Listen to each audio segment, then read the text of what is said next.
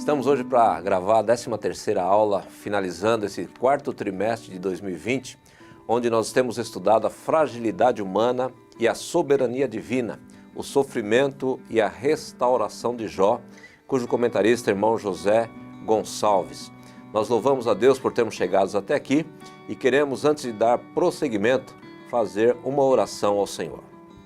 Pai Celestial, em nome de Jesus Cristo, teu amado Filho, quero te louvar por esta oportunidade de estarmos aqui, Senhor, para mais uma aula na Escola Bíblica Dominical. Quero pedir a Ti que o Senhor venha nos usar de uma forma poderosa para que possamos produzir, Senhor, subsídios para os nossos professores da Escola Bíblica Dominical. Usa a nossa vida, Pai, em nome de Jesus Cristo, nós oramos a Ti agradecidos. Amém.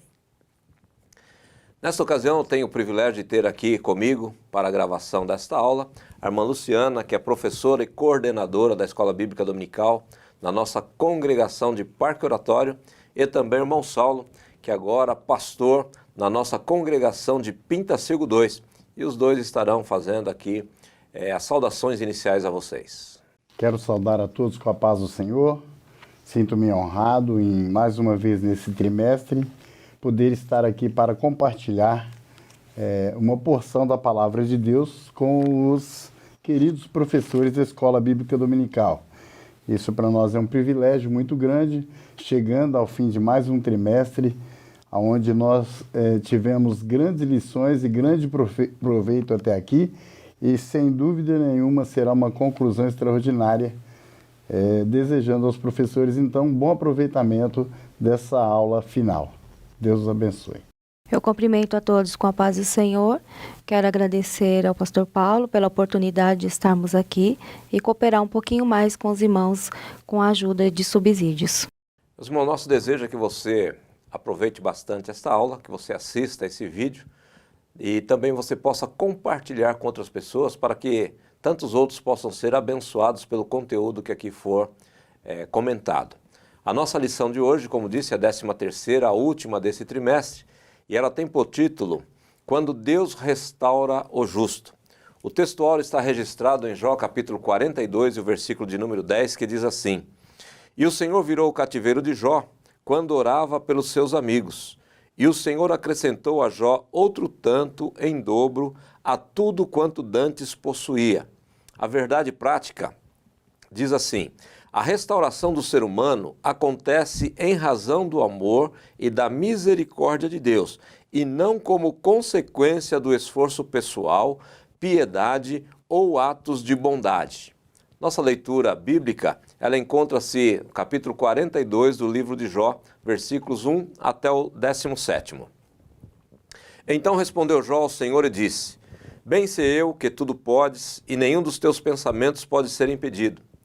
Quem é aquele, dizes tu, que sem conhecimento encobre o conselho? Por isso falei do que não entendia, coisas que para mim eram maravilhosíssimas e que eu não compreendia. Escuta-me, pois, e eu falarei, e eu te perguntarei, e tu ensina-me. Com o ouvir dos meus ouvidos ouvi, mas agora te veem os meus olhos. Por isso me abomino e me arrependo no pó e na cinza. Sucedeu, pois, que, acabando o Senhor de dizer a Jó aquelas palavras, o Senhor disse a Elifaz, o temanita: A minha ira se acendeu contra ti e contra os teus 2 amigos, porque não dissestes de mim o que era reto, como o meu servo Jó. Tomai, pois, 7 bezerros e 7 carneiros, e ide ao meu servo Jó, e oferecei holocaustos por vós, e o meu servo Jó orará por vós. Porque deveras a ele aceitarei, para que eu vos não trate conforme a vossa loucura. Porque vós não falastes de mim o que era reto, como o meu servo Jó.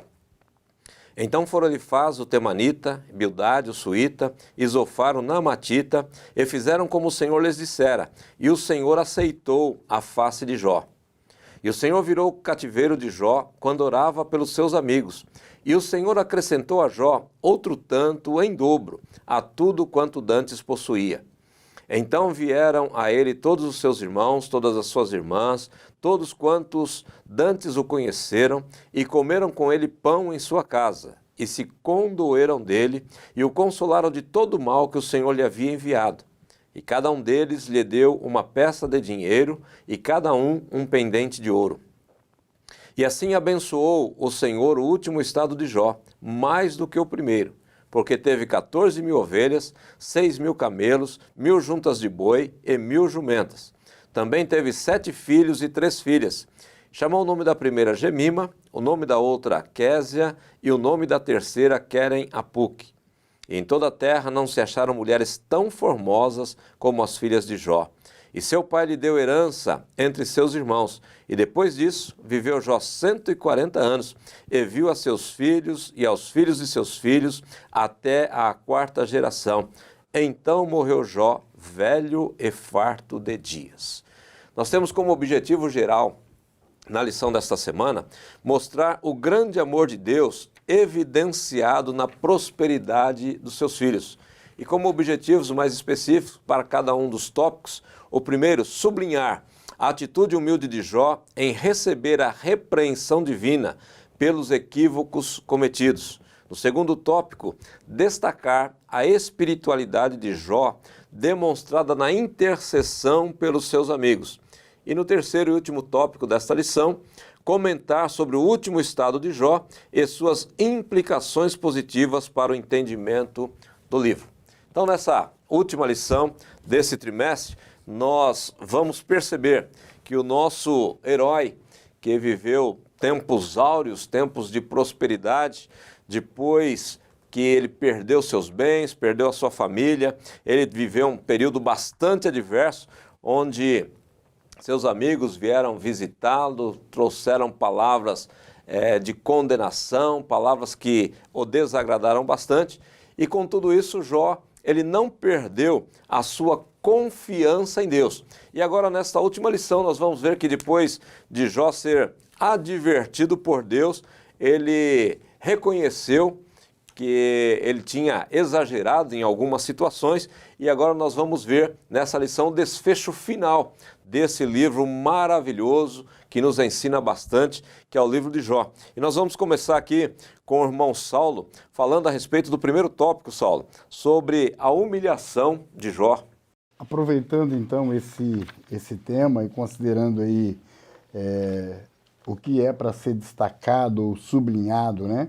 A atitude humilde de Jó, esse tópico ele traz um destaque mostrando que Jó ele passou durante essa fase toda um período em que deram-lhe um entendimento, ou os seus amigos durante o período da conversa com Jó, o convencia de um Deus todo-poderoso, onde cada um com um conceito teológico próprio, pessoal, de um entendimento deles, onde isso demonstrava da parte deles um pouco de autossuficiência e sabedoria própria, cada um deles apresentando uma teologia da sua maneira, considerando lá o primeiro amigo, né, o Elifaz, falando da justiça retributiva de Deus,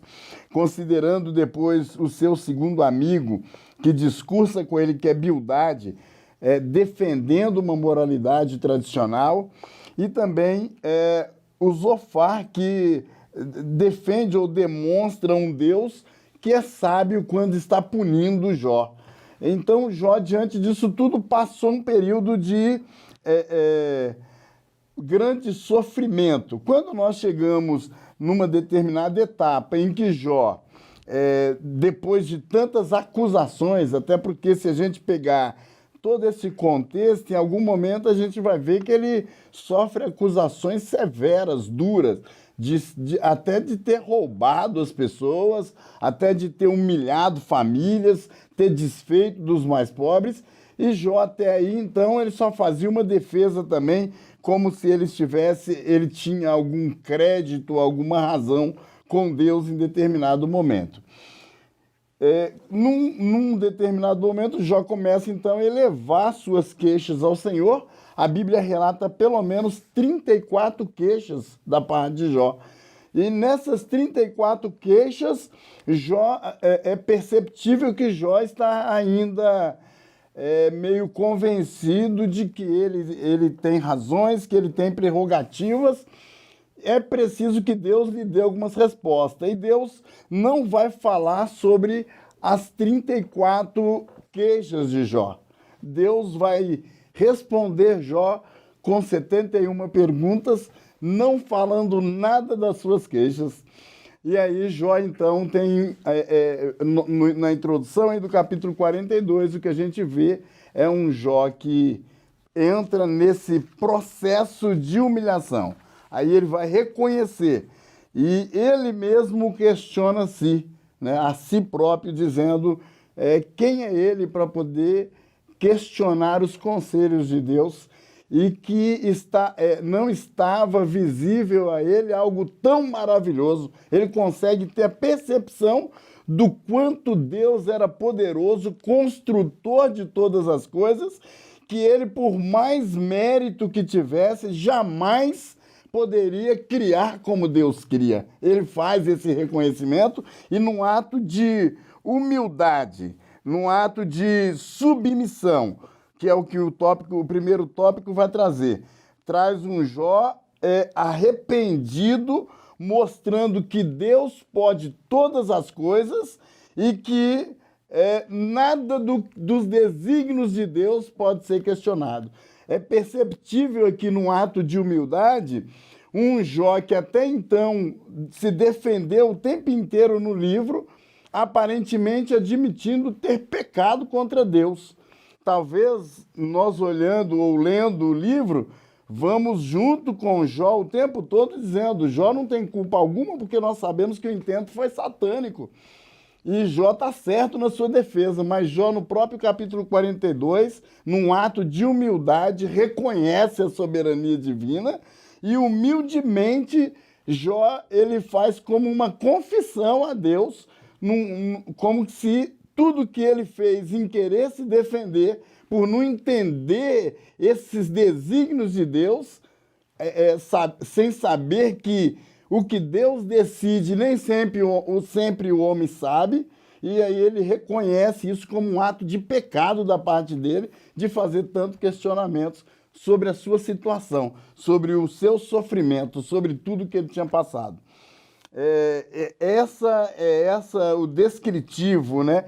E ele conclui isso dizendo que agora ele tem uma experiência viva com Deus, que até então ele conhecia Deus de ouvir falar, mas que agora ele experimentava. Agora eu vi com os meus olhos. Ele faz essa expressão num ato de reconhecimento de que agora ele experimentou Deus de verdade.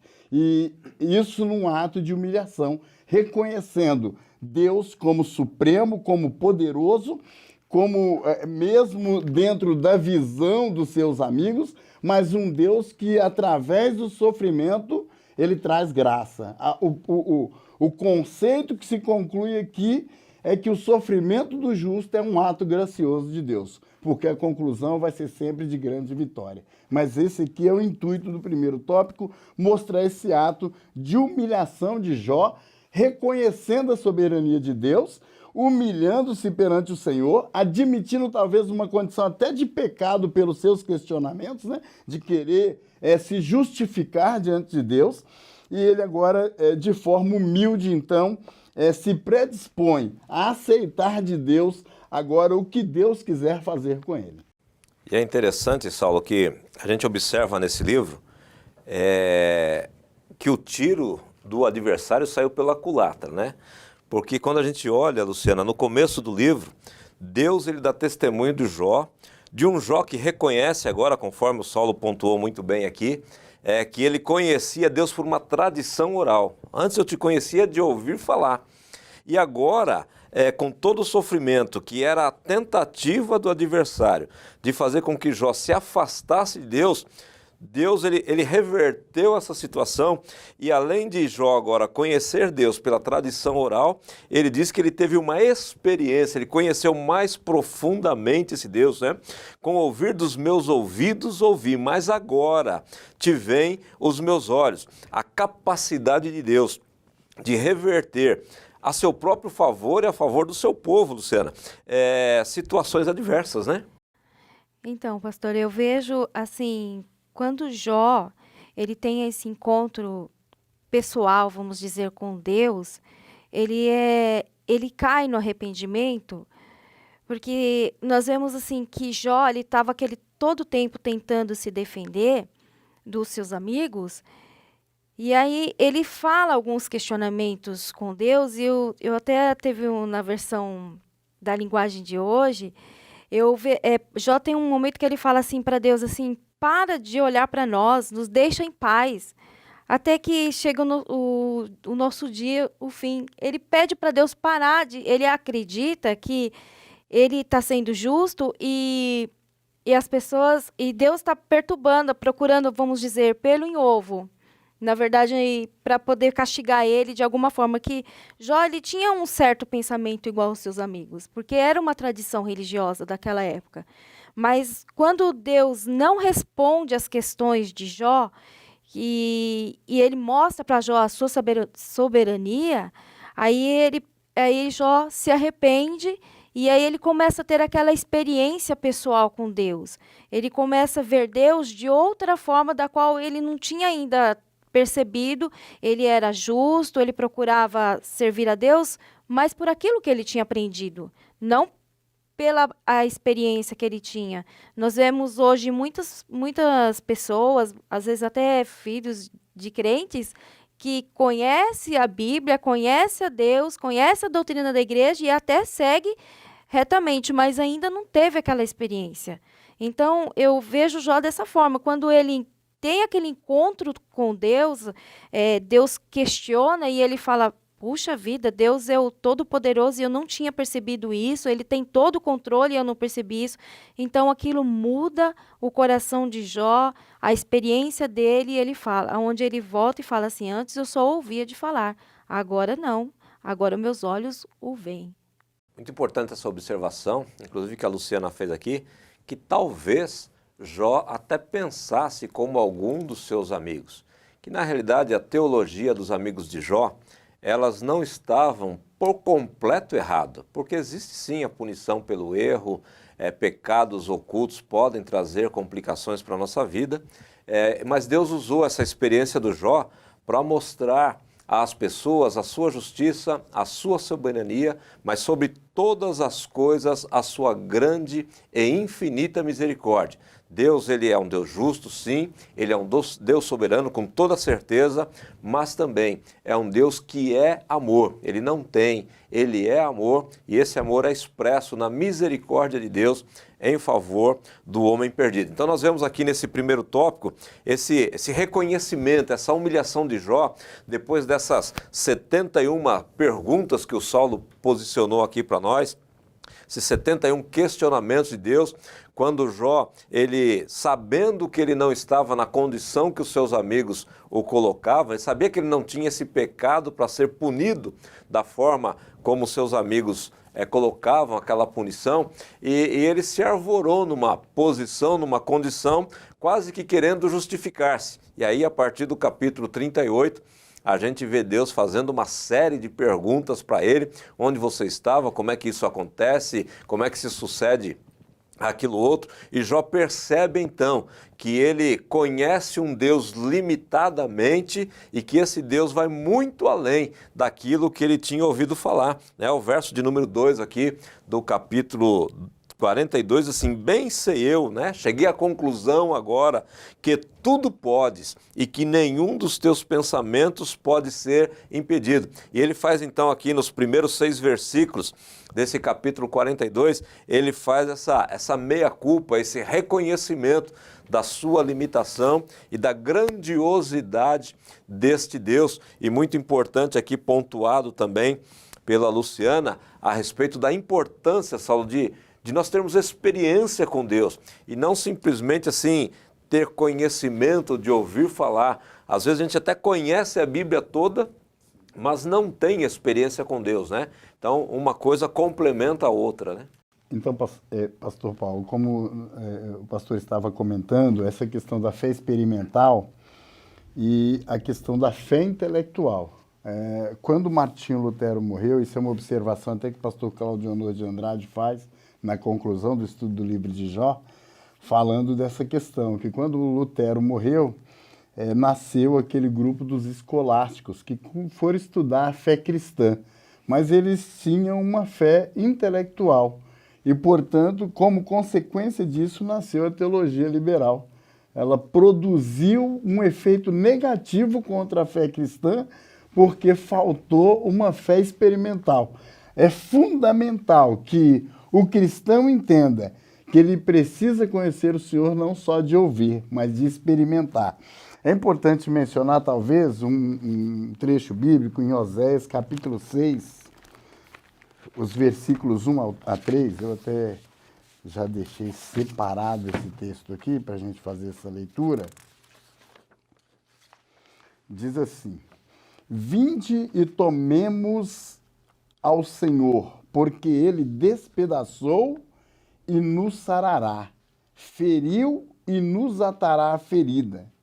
Depois de 2 dias nos dará a vida, ao terceiro dia nos ressuscitará e viveremos diante dele. Então conheçamos e prossigamos em conhecer ao Senhor. A sua saída como a alva é certa, e ele a nós virá como chuva serôdia que rega a terra. Então, é importante o crente ter essa consciência de que ele precisa ter experiências com Deus.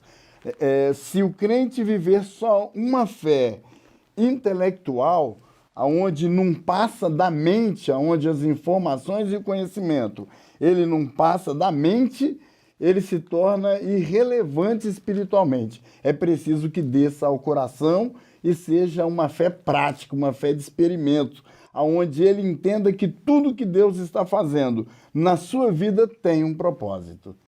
É o conselho que o irmão Pedro nos dá, né? Antes crescei na graça e no conhecimento. Nós não podemos nem só um, nem só outro, né? Alguém já disse qual que é mais importante, a graça ou o conhecimento? E a resposta foi, qual das 2 asas do passarinho é mais importante? A da direita ou da esquerda? Ambas, né? Sem qualquer uma das duas, o pássaro não voa.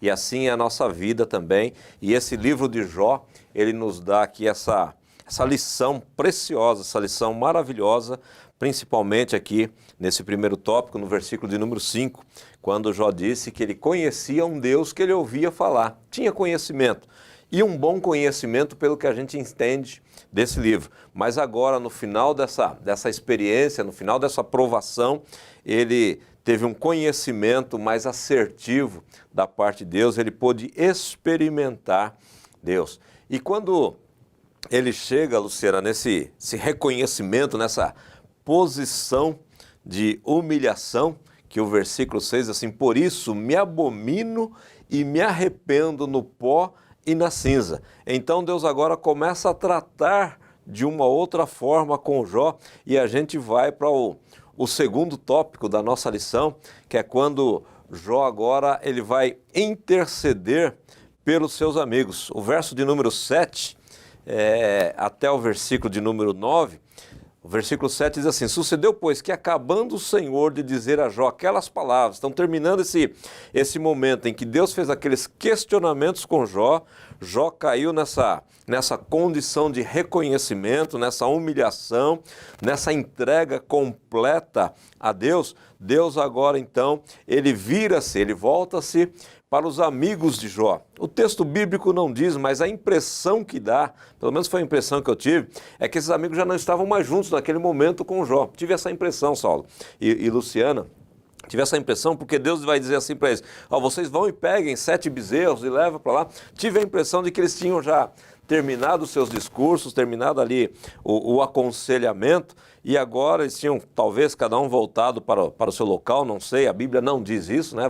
Vamos frisar isso, a Bíblia não diz, mas eu tive essa impressão, né? E Deus agora vira-se para os amigos, e o Senhor disse a Elifaz o temanita, a minha ira se acendeu contra ti e contra os teus 2 amigos, porque não disseste de mim o que era reto, como o meu servo Jó. Então, muda-se agora, Deus deixa de questionar o Jó e vira-se para os amigos dele agora para também corrigi-los, né? Eu vejo aqui Deus, quando ele termina de falar com o Jó, que Jó entende Deus, né, eu penso assim, ele recebe o perdão de Deus, a graça de Deus, caiu o orgulho de Jó, né? Então ele volta-se para os amigos de Jó, porque eles foram consolar a Jó, e em vez de falar de Deus para Jó, de falar do amor, da graça de Deus para Jó, eles começam a atacar. Eles atacam o Jó. Em vez de falar, muitas vezes, Jó precisava simplesmente da presença deles, precisava sentir o amor deles, mas não foi o que eles fizeram. Eles foram arrogantes com Jó. E ainda pior, eles ainda falaram que eles estavam sendo pela aprovação de Deus, foram lá em nome de Deus.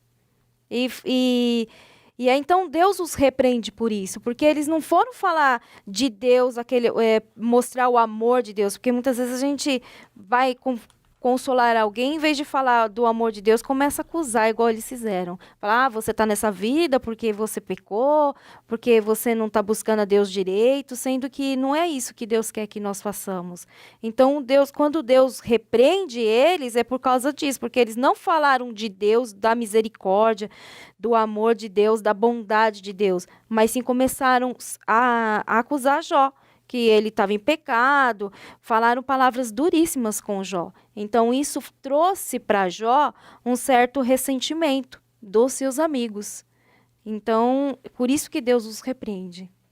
É interessante aqui, Saulo, que duas coisas nesses versículos 7 a 9 aqui, duas coisas interessantes que eu pude observar aqui. Primeiro, que a ira de Deus, ela se acendeu, não foi um arroubo de ira, um acesso de ira.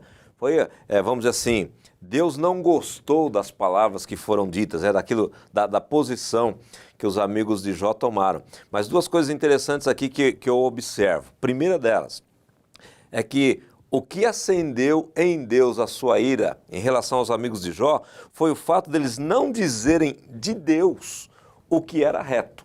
Dar uma informação errada a respeito de Deus. E uma outra coisa importante aqui, que eu achei interessante nesses 2 versículos, no 7 e no 8, lá no começo do capítulo do livro de Jó, Deus deu testemunho de Jó para Satanás.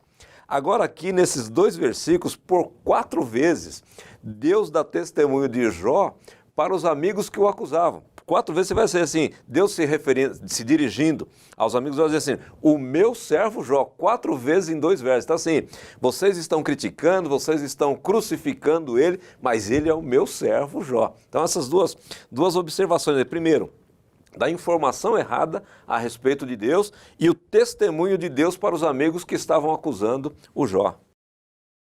E aqui o que se observa é que Deus está claramente afirmando que há pecado da parte deles, né? Houve aí um problema de orgulho e de autossuficiência. Se apropriaram do conhecimento que tinham e acharam que aquilo era o limite de Deus. E Deus não está limitado ao conhecimento humano. O livro de Jó evidencia isso, porque são vários discursos dos 4 amigos de Jó, porque todos eles fizeram apontamentos, né, das dificuldades ou de como entendiam dificuldades espirituais de Jó, querendo que Jó tomasse atitudes com base nos seus próprios conhecimentos. Jó não tomou, Jó insistiu em sua defesa, mas eles, muito bem observado, pastor Paulinho, eles não estavam falando o que era reto da parte de Deus. E Deus entende que há, então, um pecado da parte deles, é tanto que Deus vai exigir aí uma ação sacerdotal de perdão de pecados. Eles iam ter que oferecer um sacrifício para que o Senhor, mediante a prática espiritual feita pelo servo Jó, só assim Deus aceitaria eles novamente diante de Deus. Veja então que eles ficaram, essa é a mesma impressão que eu tenho, né? Eles estão longe porque Deus está orientando que é para eles fazer uma ação e ir até Jó. O versículo deixa claro que eles irão ter que ir até Jó, onde Jó está, para que esse sacrifício seja oferecido. E aí o Senhor ainda fala o que é que poderia lhes acontecer, para que eu não vos trate conforme a vossa loucura. E aí o Senhor afirma isso, porque vós não falaste de mim o que era reto com o meu servo Jó. Se nós olhamos os amigos de Jó, todos eles tiveram, talvez, dentro do seu conhecimento, do limite do seu conhecimento, e até por conhecer como Jó até aí, Deus só de ouvir falar, então eles fizeram uma defesa baseada em conceitos pessoais, em práticas pessoais, seja na defesa do tradicionalismo que eles fizeram, né? Seja na exigência de um Deus mercantilista, Deus pune todo mundo que está errado e pronto, é assim que funciona, né? Eles colocam um Deus que é barganha, né? A santidade está atrelada às bênçãos e o pecado está atrelado ao sofrimento, mas o pastor Paulo já fez uma observação dizendo aqui que assim Deus ele age conforme o seu querer, de forma justa contra a prática pecaminosa e sempre que ele quer. Mas como é um Deus misericordioso e gracioso, e a gente vê isso na nossa própria vivência, no nosso próprio dia a dia, que tem coisa que aos nossos olhos a gente fica observando e diz, Deus deveria matar esse indivíduo, porque os nossos sentimentos humanos, como homens que somos, nós queremos consequência para toda prática danosa, né? Quando o homem fere o outro, quando um é violento contra o outro, a tendência humana e o coração humano é de querer uma ação punitiva de Deus. E aí Deus, muitas das vezes, não faz absolutamente nada com o indivíduo, né? E Deus nos surpreende porque depois esse irmão está dentro da igreja servindo ao Senhor e nos cumprimentando com a paz do Senhor. E nós precisamos entender esses mistérios, esses desígnios de Deus. Não está na nossa alçada questionar o agir, o fazer, o querer de Deus. Os desígnios de Deus não são para ser questionados, são para ser aceitos. O livro de Jó é um ensinamento para isso, né? É importante fazer essa ressalva, fazer essa observação. Os amigos de Jó precisaram entender de que o problema de pecado não estava em Jó. O problema do pecado era com eles. Tiveram que ir lá fazer uma prática, fazer um sacrifício, oferecer ao Senhor sacrifícios para que alcançasse de Deus o perdão. E a gente observa aqui, Luciana, a dimensão da misericórdia de Deus, né? Veja que Deus diz para Elifaz e para os seus outros amigos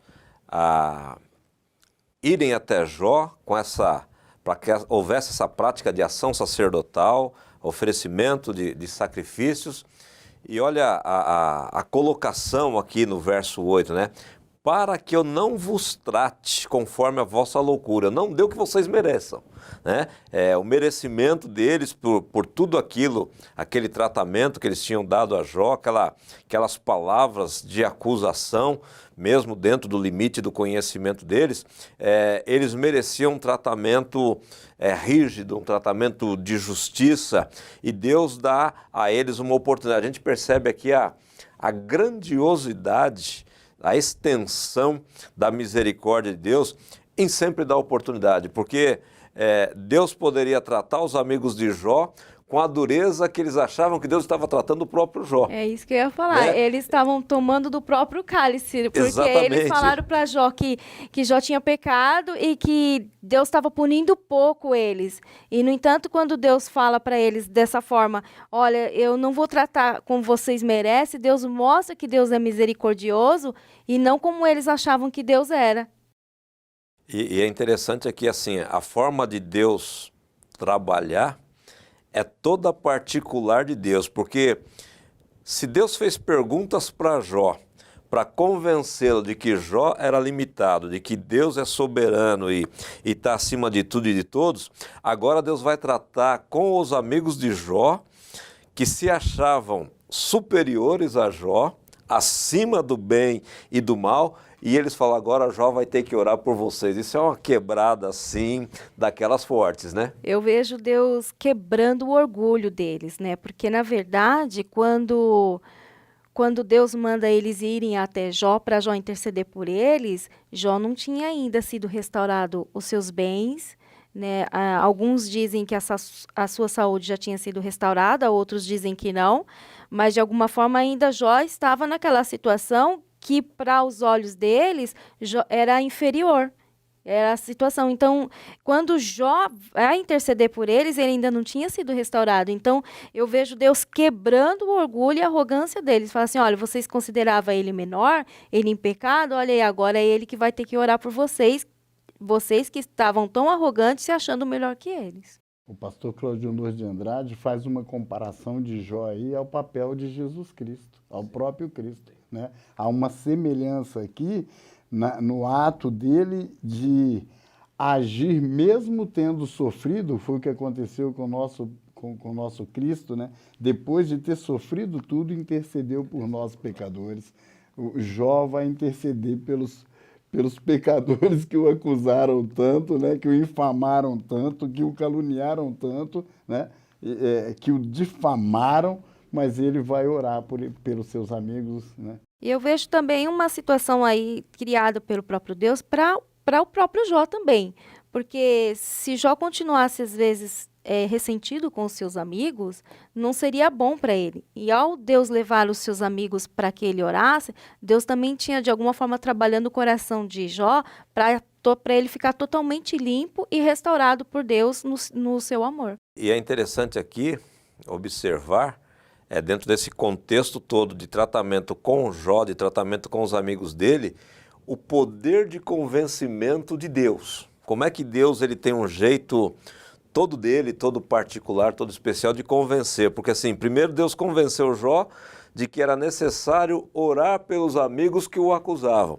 E agora Deus convence os amigos que acusavam Jó de que Jó precisava orar por eles, porque o final do versículo nós diz assim, então foram Elifaz o Temanita, Bildade o Suíta, Zofar o Namatita, e fizeram conforme ou como o Senhor lhe dissera. Então assim, o trabalhar de Deus, ele é tremendo, né? Ele é maravilhoso.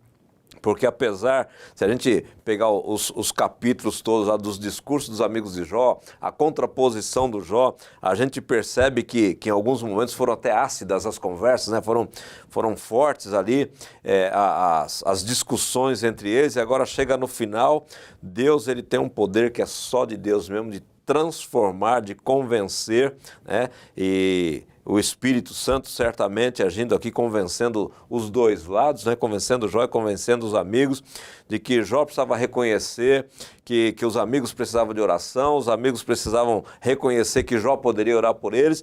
E no final, aqui no versículo de número 9, eles vão até Jó, fazem conforme o Senhor diz e finaliza com a frase, e o Senhor aceitou a face de Jó. Aceitar a face aqui é aceitar a oração, né? Receber a petição e atender. Então nós vemos aqui um trabalhar sublime da parte de Deus, um agir sobrenatural que num fechamento de história, num fechamento de contexto aqui, a gente percebe que quem pensava que estava certo estava errado e na realidade está todo mundo errado, né, Saulo? Todos nós estamos errados, nunca estamos certos. Essa parte conclusiva mostra um momento extraordinário, né? Porque esse Jó que foi totalmente... talvez ele chegou talvez a um ponto de pensar que não tinha mais jeito, e nessa hora da oração, nesse momento, a gente vê que Jó, a irmã fez uma observação, a irmã Luciana fez uma observação muito bem feita, ele é limpo, a aceitação na presença de Deus é que Deus está curando não só os seus amigos, perdoando os seus amigos, mas está perdoando Jó por essa ação de humilhação e arrependimento, de um reconhecimento de um Deus poderoso que domina todas as coisas e que Jó havia reconhecido nos primeiros versículos aí do capítulo 42, e que na sequência os amigos vão oferecer o sacrifício, Deus recebe a oração de Jó. Então, tanto ele quanto os amigos, aí há perdão, nesse momento há perdão, com certeza há uma reconciliação, né, entre ele e os amigos. A gente fica imaginando o momento extraordinário que foi isso, porque até então era um argumentando e um se defendendo, e nesse momento o que a gente percebe é que há uma reconciliação, há um reconhecimento, Jó se apresenta diante de Deus, expõe a situação, agora num ato perdoador, né? Ele não está mais questionando Deus, os amigos não estão mais o acusando, e todos eles agora estão sob uma condição de serem perdoados. Jó perdoado porque entendeu que questionou Deus equivocadamente, e os amigos porque fizeram blasfêmias contra o amigo, né? Eu teria curiosidade, na realidade, de saber o que disseram os amigos depois desse momento, né? Porque o Jó, depois de ser questionado por Deus, ele disse: Senhor, bem sei eu que tudo podes, nenhum dos seus pensamentos pode ser impedidos, antes eu te conhecia de ouvir falar, agora os meus olhos te veem. E qual seria a reação dos amigos que pensavam que conheciam Deus e depois tiveram essa experiência tremenda aqui? Mas aí vão ficar no campo das especulações, né? A Bíblia não diz, a gente vai ficar pensando o que eles pensaram, o que eles disseram a respeito disso, dessa situação toda. E a gente chega então no terceiro e último tópico dessa nossa lição, que é depois do reconhecimento, depois da humilhação do Jó, depois da oração que ele faz pelos amigos e pela oferta que ele oferece a Deus, pelo pecado, pelos erros dos amigos, para que Deus não agisse punitivamente em relação àqueles amigos, conforme diz o versículo aqui, conforme a loucura deles, e diz agora que Deus, ele restaura Jó. O tópico 3 da nossa lição fala sobre essa restauração, e nós vamos aí do versículo 10 até o versículo 17 deste último capítulo do livro de Jó, quando vai falar da virada de cativeiro, da mudança de condição, da mudança de situação de Jó, deste nosso herói, que no último trimestre a gente tem comentado muito a respeito da vida e da saga que ele viveu. Nós vemos aqui a partir do versículo 10, que diz assim: E o Senhor virou o cativeiro de Jó quando ele orava pelos amigos. Isso não quer dizer que foi uma virada de chave, né? Que Jó estava totalmente enfermo hoje, estava totalmente pobre hoje, desfilhado hoje, e amanhã as coisas mudaram, Saulo. A partir de amanhã, né, termina um dia, começa outro, e as coisas estão totalmente diferentes. O texto deixa isso claro, né? Porque ele vai começar a receber as visitas, e é tão evidente que não dá para ter 10 filhos da noite para o dia, né? Então, a restauração de Jó é um processo, né? Deus aqui aceita a face de Jó e tudo começa a ser restaurado. As visitas dos amigos, das pessoas de influência, começam a voltar a ter contato com Jó. E, por incrível que pareça, essas pessoas é que vão trazer as riquezas para colocar na mão de Jó, porque eles vão começar a presenteá-los, o texto deixa claro isso, né? Vão trazer os presentes, e o cativeiro de Jó, então, começa a ser revertido. A história da vida dele começa a ser mudada. Quando a gente vê essa parte finalzinho lá do versículo 9, talvez ali opera-se o primeiro tratamento ou a primeira restauração de Jó, que é a restauração espiritual. Porque Jó, ele questionou até aí, ele se sentiu no direito de se sentir tão perfeito diante de Deus, né? Eu sou tão perfeito, e argumentou isso com o próprio Deus, questionou Deus: eu sou certo, eu sou perfeito, eu faço as coisas certas. E por mais certo que nós estejamos, a conclusão que se tira lá no capítulo 42 é que Jó está dizendo assim para Deus: o senhor está certo e eu estou errado. Porque Deus estará sempre certo e o homem estará sempre errado. Essa consciência, isso é um ato de humildade de Jó, né? Porque até ali ele questiona tudo e todos, e até o próprio Deus, num ato de perfeccionismo, como se ele fosse um homem perfeito. Mas nesse capítulo ele reconhece: o Senhor estava certo e eu estava errado. Eu não consegui perceber isso. Os seus desígnios não podem ser questionados. Tudo que o Senhor quiser, o Senhor faz. E aí ele reconhece que tudo que ele passou foi por isso. Deus então começa a restaurá-lo espiritualmente. Isso é um processo de restauração espiritual. O próprio ato de humilhação de Jó, de se humilhar diante do Senhor, já é o começo da restauração espiritual. Então Deus trata ele espiritualmente, restaura-o moralmente, restaura-o socialmente. Deus começa a cuidar de todas as áreas da vida de Jó. Jó então vai ter tudo novamente. A gente sabe que isso não foi no estalar de dedos, mas foi mais um processo, mas o processo agora é ao contrário, né? Deus dando a ele, além de dar prosperidade, dando a ele longevidade para viver tudo isso, né? Importante a gente observar, o nosso comentarista coloca aqui como restauração moral e espiritual e também restauração social e material. Então, conforme já foi dito aqui, não foi assim, Luciana, não virar de chave, né? Foi algo num caminho reverso, mas para que esta restauração ela tivesse início, um processo precisou acontecer. Processo primeiro de reconhecimento, que é a humilhação no primeiro tópico, um processo que a gente viu aqui no segundo tópico de perdão, depois um processo de oração e agora sim as coisas começam a voltar a uma normalidade. O nosso comentarista vai dizer aqui que não há uma teologia da retribuição no livro de Jó, onde o ímpio é sempre punido e o justo é sempre recompensado, né? Não existe essa teologia, porque às vezes a gente corre o risco, a tentação de ver uma pessoa que está bem-sucedida financeiramente e achar que está tudo bem com Deus.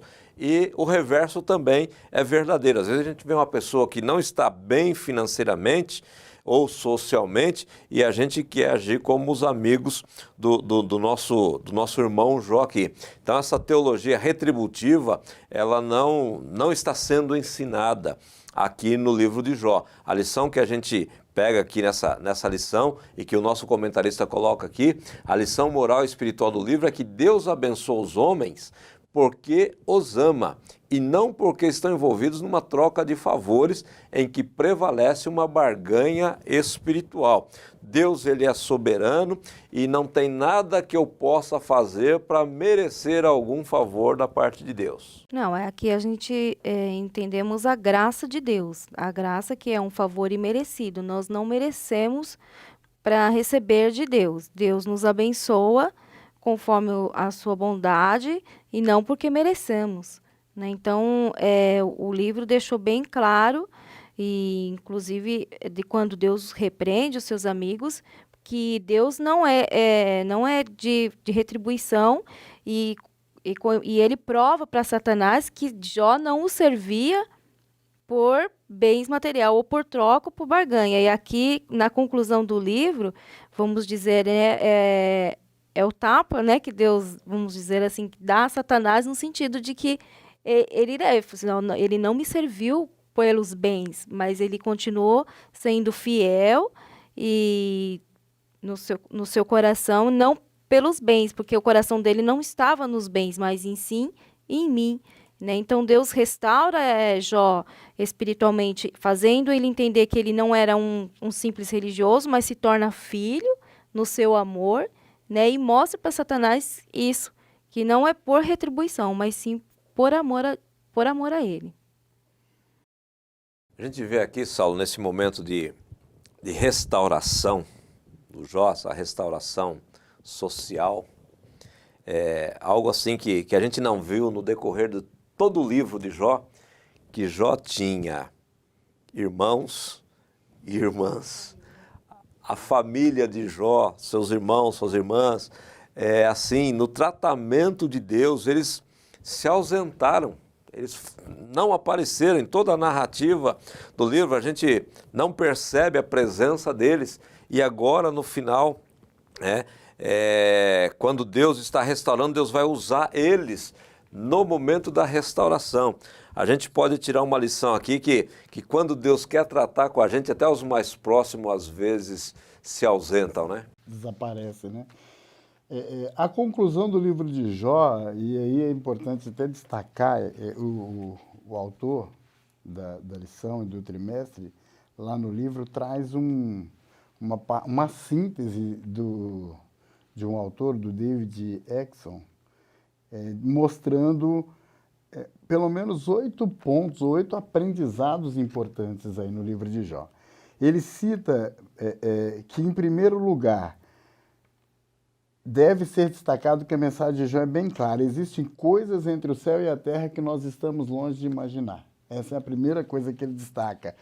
Então, a conclusão que se tira desse primeiro ponto é que os desígnios de Deus, eles devem ser aceitos e não questionados. Essa é a primeira coisa que nós aprendemos aí dentro do livro de Jó. Em segundo lugar, ele faz uma advertência no livro de Jó contra a superficialidade de nossa pregação, porque os amigos de Jó tiveram talvez a intenção da ajuda, mas foram uma ajuda que não resolveu o problema de Jó, né? Precisa ser pregada a verdade, indiferente das consequências, mas tem que ser uma verdade de Deus e não a nossa. E os amigos de Jó levaram a deles, né? E aí não deu certo. Ela acabou prejudicando e não ajudando. Em terceiro lugar, ele coloca aqui que ficou patente na mensagem de Jó que o povo de Deus também sofre e passa por reveses. Nós precisamos entender que isso é uma ação da graça, já mencionei isso é uma ação da graça divina. O resultado, muitas das vezes, das nossas bênçãos provém de dor.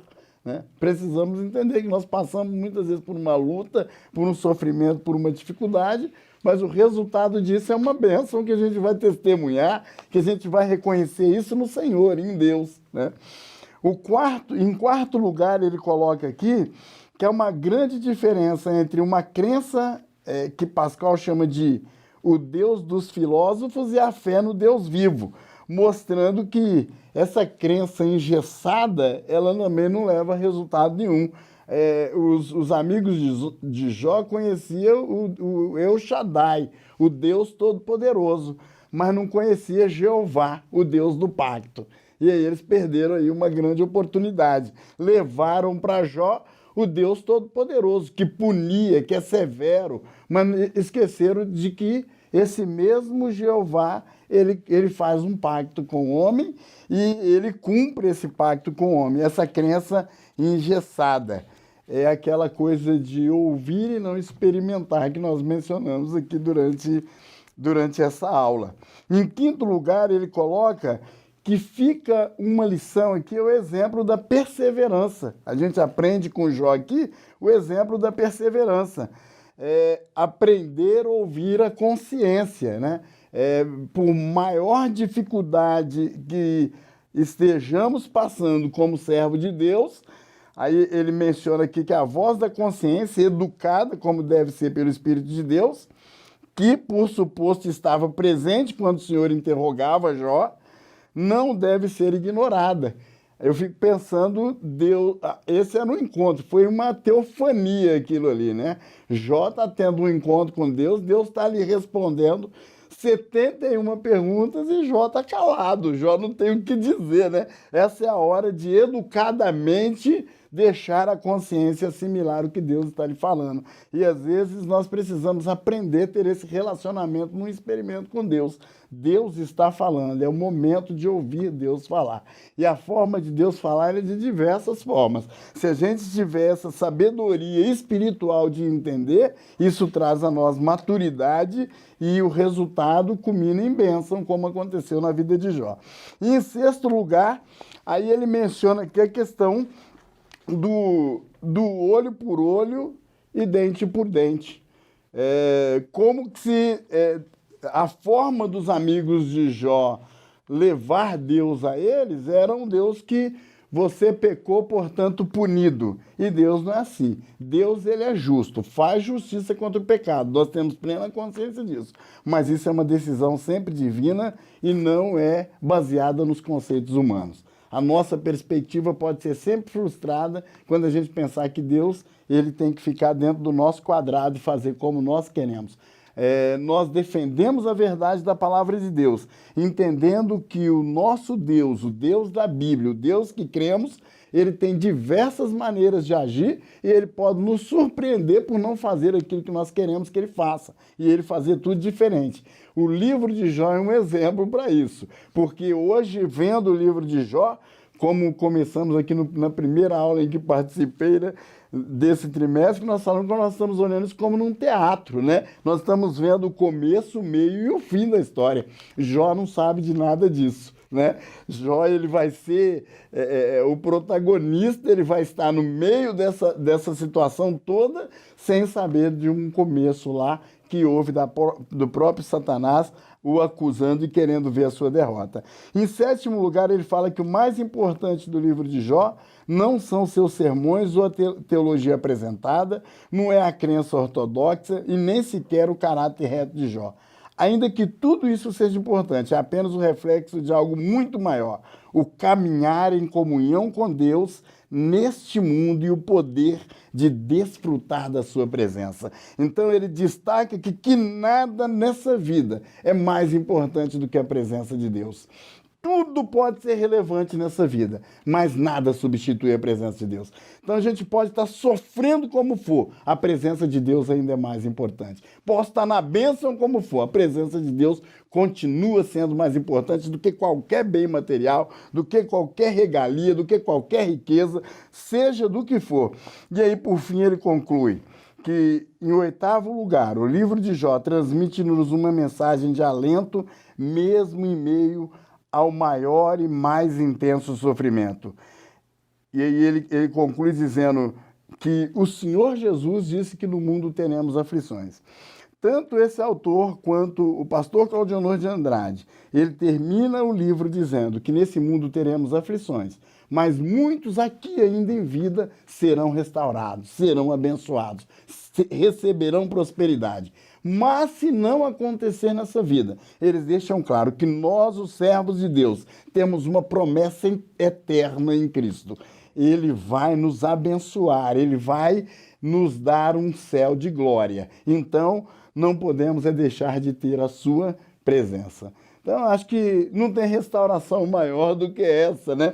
De uma forma muito conclusiva, é a forma de nós enxergarmos aqui a maneira com que Deus trabalhou a vida de Jó e que dentro do livro, aqui num resumo de 8 aprendizados, claro que se explorarmos nós encontramos muitas outras lições aí dentro do livro, mas de uma forma muito sintética, aquilo que o Senhor proporcionou a nós como um conhecimento extraordinário dentro desse livro durante esse trimestre, num ato extraordinário de Deus de proporcionar restauração aos seus. Se nós tivermos esse entendimento depois de estudar o livro de Jó, a gente vai viver muito mais tranquilo, porque nós somos um privilegiado. A gente tem a história de Jó, né? A referência, né, da paciência de Jó, que nós usamos tanto, né? Tantas outras experiências que nós olhamos na vida de Jó e que é para balizar a nossa fé, a nossa comunhão, o nosso relacionamento com Deus. Então, se nós usarmos esses aprendizados para uma vivência com Deus, entendendo que a sua presença é o melhor bem que nós temos nessa terra, nós temos tudo para ser bem-sucedidos. Amém, meus irmãos? Saulo deu agora aqui um resumão importantíssimo a respeito do livro de Jó, das lições que nós aprendemos, e a gente está caminhando já para o final desse comentário, glorificando a Deus por tudo que Ele tem nos proporcionado no decorrer desse trimestre, e trazendo aqui a oportunidade para que nós possamos compartilhar com vocês esta lição. E só mais uma observação antes de passar para a Luciana fazer aqui os comentários finais dela a respeito dessa lição. Se no decorrer de toda a lição nós não vimos os irmãos e as irmãs de Jó o acompanhando no decorrer da sua prova, uma figura também importante dessa narrativa, ela desapareceu e creio que envergonhada, que foi o acusador, que no começo do livro ele apareceu com tanta infâmia a respeito de Jó, depois no final, quando ele vê o tratamento de Deus, a restauração de Deus e a bênção de Deus, ele não aparece aqui na narrativa sequer para pedir desculpas, né? Sequer para se justificar que ele perdeu, que Jó realmente permaneceu fiel ao seu grande Deus. Então nós vamos ouvir aqui a irmã Luciana trazendo as suas considerações finais. Só voltando aqui um pouquinho no versículo 11, quando o pastor fala da família de Jó, né, que a restauração de Jó não foi assim de um dia para o outro, foi dia a dia, foi um tanto, vamos dizer, que longa, né? Eu vejo que cada um trouxe um deu uma peça de dinheiro, outro deu um brinco de ouro, e eu vejo aqui um Jó negociador, porque trouxeram um pouquinho para ele. Depois, Deus abençoa Jó com tudo em dobro, né? Ele tinha 7.000 ovelhas, agora ele tem 14. Então, eu vejo um Jó trabalhador, um homem que tem a bênção de Deus e trabalhador. Isso é muito importante a gente entender no livro de Jó também, porque muitas vezes as pessoas querem, eu quero as bênçãos de Deus, Deus vai me abençoar, mas também não faz por onde, né? Então, eu vejo um homem trabalhador com a bênção de Deus, e aí Deus multiplica em tudo.